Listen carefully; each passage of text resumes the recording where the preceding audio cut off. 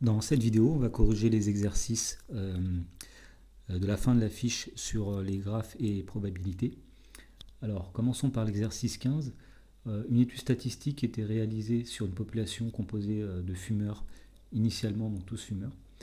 Certains d'entre eux s'arrêtent de fumer, d'autres redeviennent fumeurs. Donc on disait que si un individu est fumeur, la probabilité qu'il arrête de fumer le trimestre suivant, c'est 0,2. Et si un individu a arrêté de fumer, la probabilité qu'il redevienne fumeur le trimestre suivant, c'est 0,3. Donc on note grand X, l'événement, l'individu est fumeur, et grand Y, l'événement, il est non fumeur. Donc dans la première question,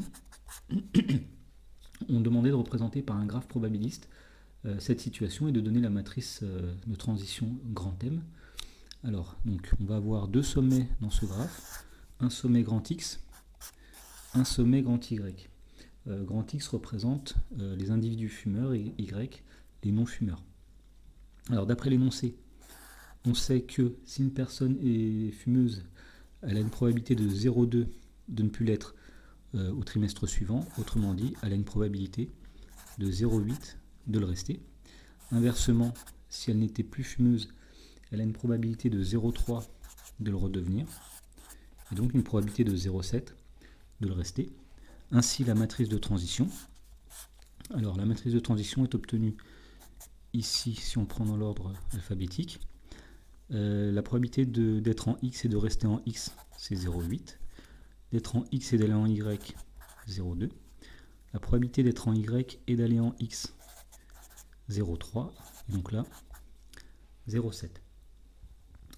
Dans la question numéro 2, donc on avait une suite de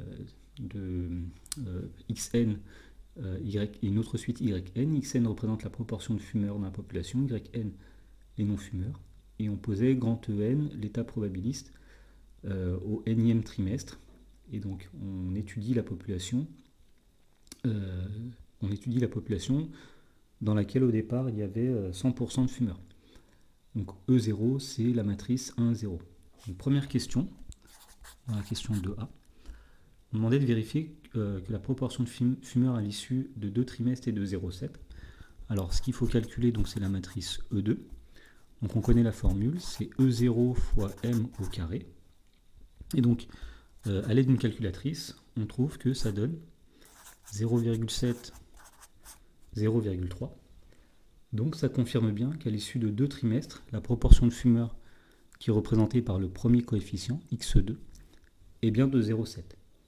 Alors dans la deuxième question, on demande de déterminer l'état E4 de la population au bout d'une année, c'est-à-dire de 4 trimestres. Donc E4, c'est la même formule, c'est E0 fois M puissance 4. Et donc avec une calculatrice, on trouve que ça donne 0,625, 0,375. Dans la dernière question, donc on nous demandait de déterminer l'état stable qu'on note grand E. Grand E qui est égal à XY, ce sera notre état stable. Et donc pour trouver l'état stable, il faut utiliser donc la relation qui dit que E fois M est égal à E. Alors on va calculer des deux côtés de façon à obtenir un système d'équations. Donc la matrice E, c'est XY. La matrice M, donc c'est la matrice 0,8, 0,2, 0,3, 0,7. Et tout ça doit être égal à la matrice E, c'est-à-dire XY.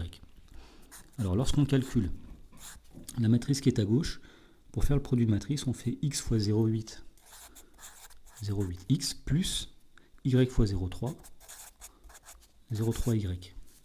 De même, le deuxième coefficient, X fois 0,2, 0,2X plus Y fois 0,7, 0,7Y.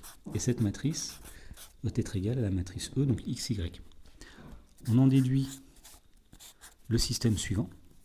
Donc le premier coefficient ici doit être égal à X, donc 0,8X plus 0,3Y égale X. Le deuxième coefficient doit être égal à Y, donc 0,2X plus 0,7Y est égal à Y. Suite à ça, donc il faut qu'on regroupe les inconnus du même côté, donc on va passer X de ce côté-là. On va avoir 0,8X moins 1X, ce qui va donner moins 0,2x. De même ici, on passe le y de l'autre côté, donc 0,7y moins 1y, ce qui va donner moins 0,3y. Donc le système est équivalent à, alors on a dit moins 0,2x plus 0,3y qui est égal à 0, 0,2x moins 0,3y qui est égal à 0. Donc vous constatez que cette ligne-là et cette ligne-là sont la même. Donc finalement le système est équivalent uniquement à 0,2x moins 0,3y qui est égal à 0. Mais il faut se souvenir aussi que E est un état probabiliste. Donc on peut ajouter l'équation suivante, x plus y égale 1. Il nous fallait deux équations pour pouvoir résoudre le système. Alors, ce système est équivalent à l'équation ax égale b, avec la matrice A qui est égale, alors on prend les coefficients ici, 0,2, moins 0,3, 1 et 1. La matrice grand X qui est la matrice avec les inconnus, et la matrice grand B qui est la matrice ici, 0, 1. Alors, on sait que pour résoudre cette équation, il suffit de dire que x est égal à a puissance moins 1 fois b. Et donc, à l'aide d'une calculatrice, donc on trouve que grand X, c'est 0,6, 0,4. Donc, l'état stable, c'est le suivant. C'est la matrice grand E qui est égale à 0,6, 0,4. Ça veut dire qu'à long terme, il y aura la proportion de fumeurs va se stabiliser vers 60% et celle de non-fumeurs vers 40%. Alors dans l'exercice 16, on disait que dans une région, on considérait trois types de temps, beau, variable et pluvieux. On sait que s'il fait beau un jour donné, la probabilité qu'il fasse beau le lendemain, c'est 1/3, la probabilité qu'il pleuve, c'est 1/6, etc., etc. Vous avez des informations.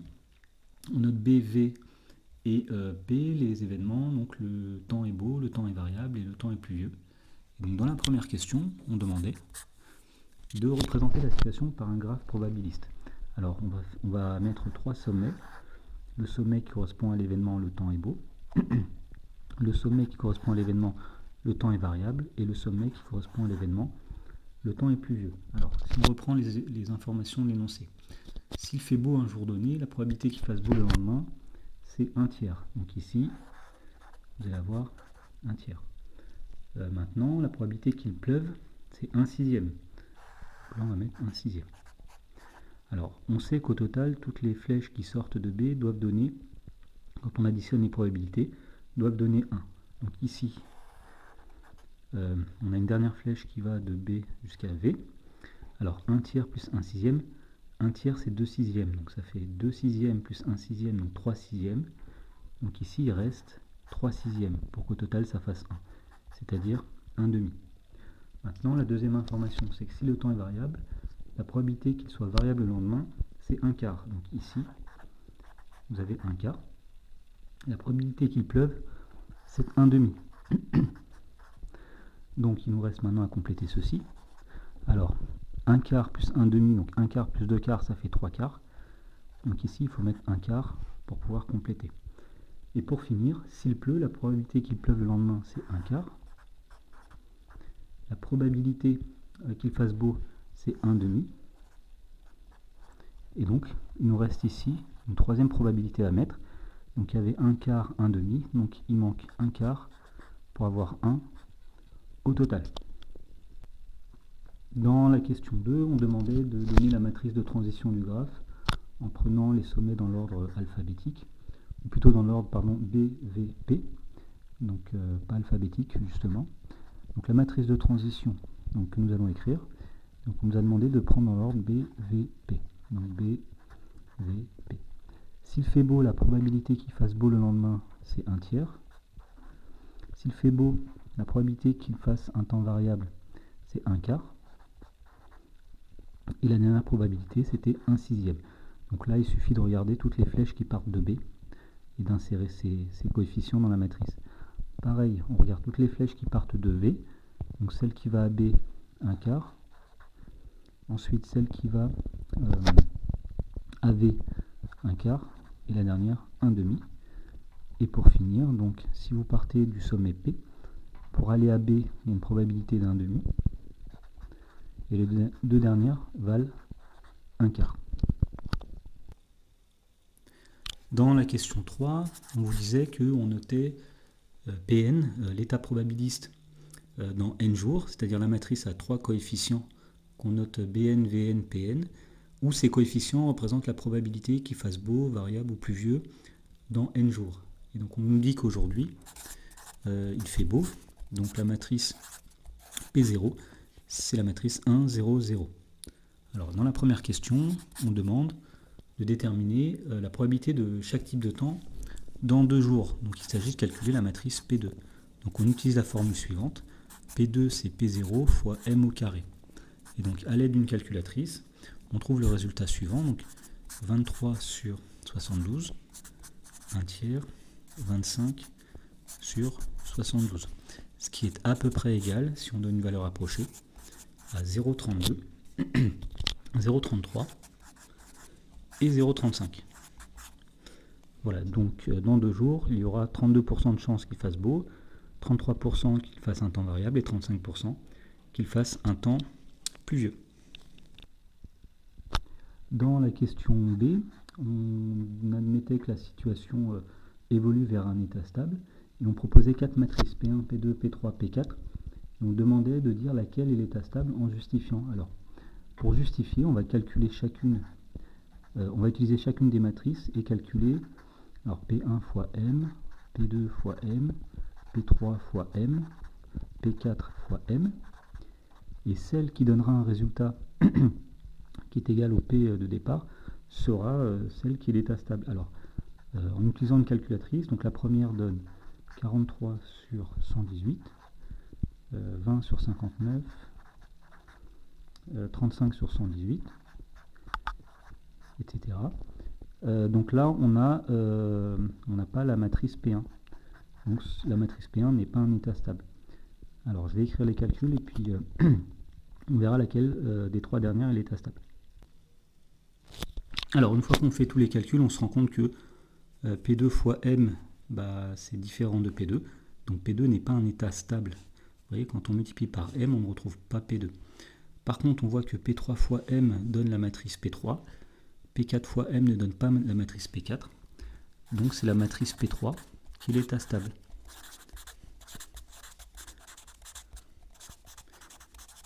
Et donc dans la question C, on demandait d'interpréter ce résultat. Alors, ça veut dire qu'à long terme, c'est-à-dire dans un grand nombre de jours, il y aura environ, la probabilité qu'il fasse beau un jour donné sera de 21 sur 59, la probabilité qu'il fasse un temps variable sera de 20 sur 59, et la probabilité qu'il fasse un temps pluvieux sera de 18 sur 59. Donc dans la question C, si on doit interpréter, on dira que à long terme, il fera beau donc 35,6% du temps, il fera un temps variable 33,9% du temps, et il pleuvra 30,5% du temps. Alors dans l'exercice 17, on vous disait que Franck Geek est adepte de jeux vidéo en ligne, et afin de préserver son temps de travail scolaire, il essaye de se modérer. Donc il constate que s'il a joué un jour, la probabilité qu'il ne fasse pas le lendemain est de 0,6, et s'il n'a pas joué un jour, la probabilité qu'il joue le lendemain est de 0,9. Et dernière information, le jour de la rentrée, le premier jour, il a décidé de ne pas jouer. Donc dans la première question, on demande quelle est la probabilité que Franck joue le deuxième jour. Alors on peut représenter ça sous forme d'un arbre. Si on note J, l'événement Franck joue. Donc le premier jour, on sait qu'il ne joue pas. Donc on va avoir cet arbre-là. Et donc pour savoir le deuxième jour, s'il ne joue pas, on va utiliser donc les informations de l'énoncé. Donc on sait que ici, s'il n'a pas joué un jour, s'il a joué un jour, la probabilité qu'il ne joue pas le lendemain est 0,6. Donc là 0,4. Et puis s'il n'a pas joué un jour, la probabilité qu'il joue le lendemain est de 0,9. Donc là on a 0,9, 0,1. Donc pour calculer la probabilité qu'il joue le deuxième jour, on regarde tous les chemins qui vont jusqu'à J. Donc on a un premier chemin ici, donc 0 fois 0,4, plus un deuxième chemin ici, 1 fois 0,9.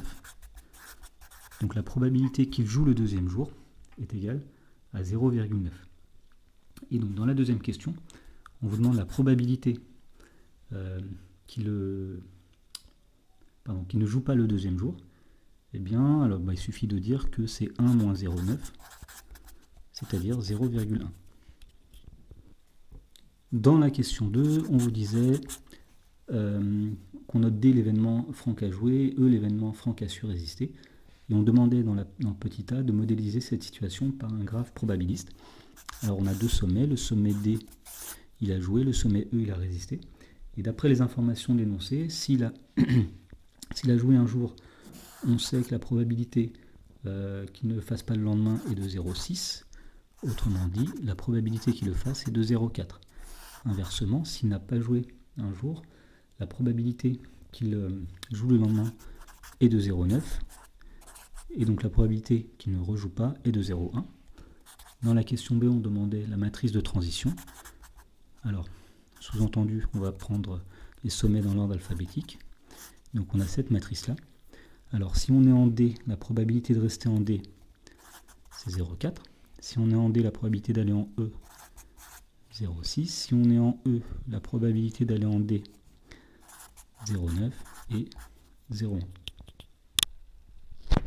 Dans la question 3, on dit que soit n un entier naturel non nul, dn l'événement Franck a joué le nème jour, en il a su résister le nème jour, et on note pn la matrice, l'état probabiliste au nème jour, c'est-à-dire la matrice dont les coefficients sont dn et en, où petit dn c'est la probabilité qu'il ait joué le nème jour, et petit en la probabilité qu'il n'ait pas joué le nème jour.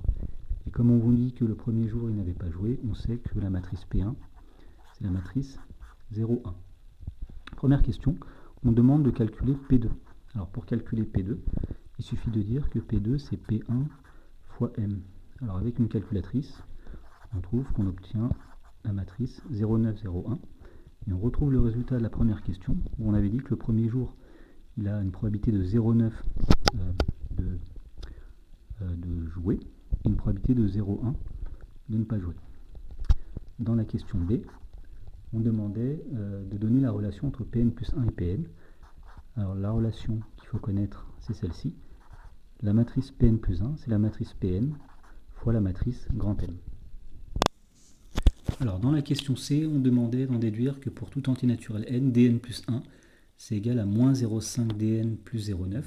Autrement dit, c'est de montrer que la suite dn est une suite arithmético-géométrique. Alors pour faire ça, c'est pas évident. On va partir du fait que Pn plus 1, c'est Pn fois M. Alors Pn plus 1, c'est petit dn plus 1, en plus 1. Pn, c'est dn, en. Et la matrice grand M, on avait dit que c'était 0,4, 0,6, 0,9, 0,1. Alors, ça veut dire que la matrice Pn plus 1, qui est celle-ci, est égale à... Alors on va effectuer le produit de matrices, donc dn fois 0,4. Donc 0,4 dn plus en fois 0,9. 0,9 en. Ça, c'est le premier coefficient de la matrice produit. Ensuite, on fait dn fois 0,6. Donc 0,6 dn plus en fois 0,1. Donc 0,1 en. Et donc, puisque ces deux matrices sont égales, on a le système d'équation suivant. dn plus 1, qui est le premier coefficient, va être égal au premier coefficient ici, donc 0,4 dn plus 0,9 en. En plus 1, qui est le deuxième coefficient ici, va être égal à ce coefficient-là, donc 0,6 dn plus 0,1 en. À partir de là, alors on ne va pas se servir de la deuxième équation, uniquement de la première. Et on va se souvenir que, comme Pn est un état probabiliste, dn plus en est égal à 1. Autrement dit, si on isole le en pour l'exprimer à partir de dn, en c'est 1 moins dn. Si on reprend maintenant cette équation-là, on peut écrire que dn plus 1, c'est 0,4 dn plus 0,9 facteur de 1 moins dn. On a remplacé le en par 1 moins dn. Maintenant, il suffit de développer. Donc 0,4 dn plus 0,9 fois 1, 0,9, moins 0,9 dn. Et pour terminer, 0,4 dn moins 0,9 dn, ça fait moins 0,5 dn, plus 0,9. Et donc on a bien démontré que dn plus 1 est égal à moins 0,5 dn, plus 0,9. Alors dans la question 4, on pose un égale dn moins 0,6. Donc la question 4, en fait, ce sera une question de suite finalement, plus classique. Alors, on demande de montrer que la suite un est une suite géométrique. Alors, on commence par exprimer dn à partir de un. Vous voyez, si un c'est dn moins 0,6, en passant le moins 0,6 de l'autre côté, dn c'est un plus 0,6. Ça va nous servir tout à l'heure. Alors, pour montrer que la suite un est géométrique, on calcule un plus 1. un plus 1, c'est dn plus 1 moins 0,6. Alors, dans la question d'avant, on a démontré que dn plus 1, c'est moins 0,5 dn plus 0,9. Et donc, moins 0,6. Autrement dit, c'est moins 0,5 dn plus 0,3. Et c'est là où on va remplacer dn par un plus 0,6. Donc là, on a moins 0,5 un plus 0,6 plus 0,3. On développe, ça fait moins 0,5 un, moins. Alors, moins 0,5 fois 0,6, ça fait moins 0,3, plus 0,3, ces nombres-là disparaissent. Il reste moins 0,5 un. Donc on peut dire que la suite un est une suite géométrique.